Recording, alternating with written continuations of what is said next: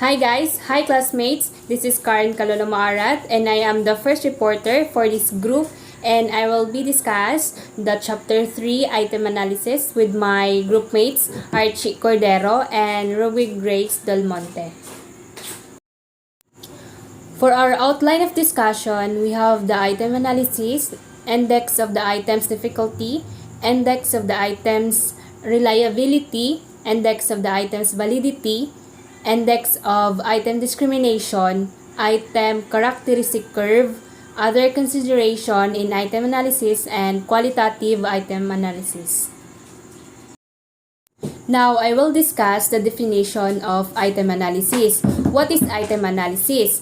It is the process that examines student response to individual test, item, or questions in order to assess the quality of those items and of tests as a whole.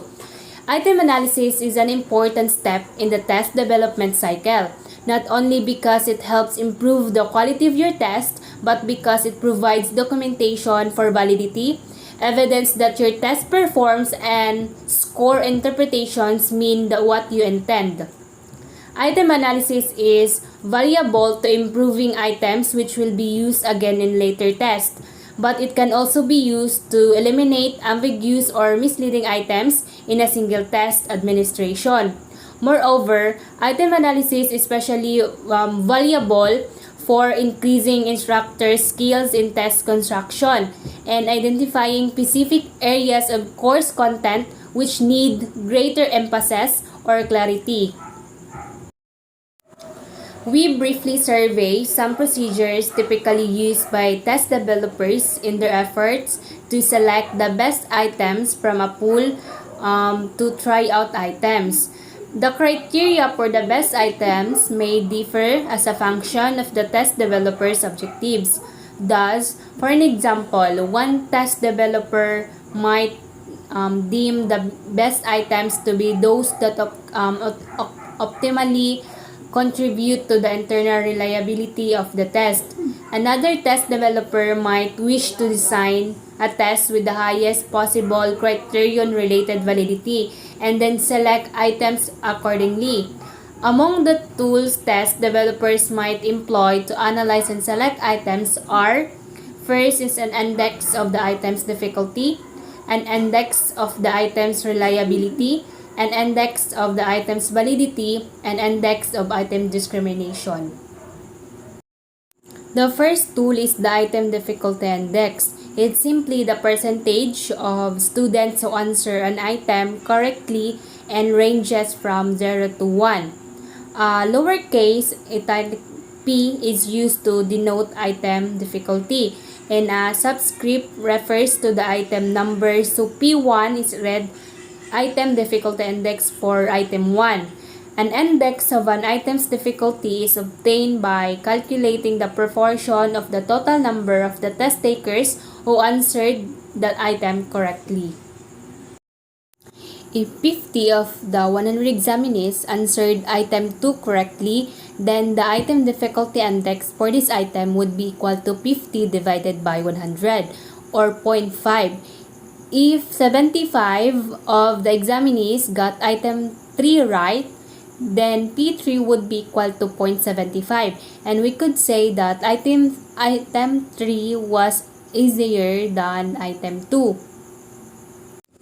Find the index of difficulty of an item if among the 50 test takers, only 28 students answered the item correctly.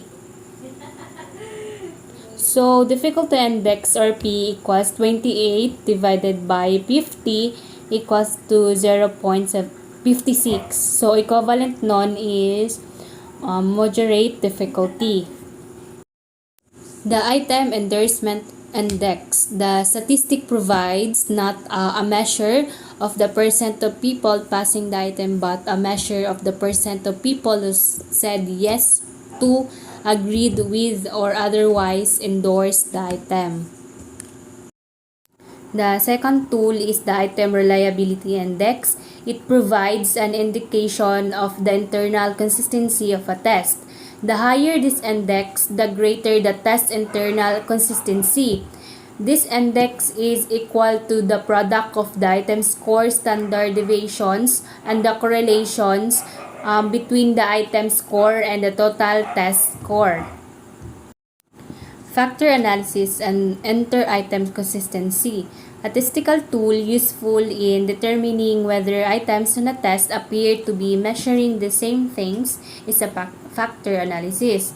Through the judicious use of factor analysis, items that do not load on the factor that they were written on a top, or items that do not appear to the measuring what they were designed to measure, can be revised or eliminated. If too many items appear to be topping a particular area, the weakest of such items can be eliminated.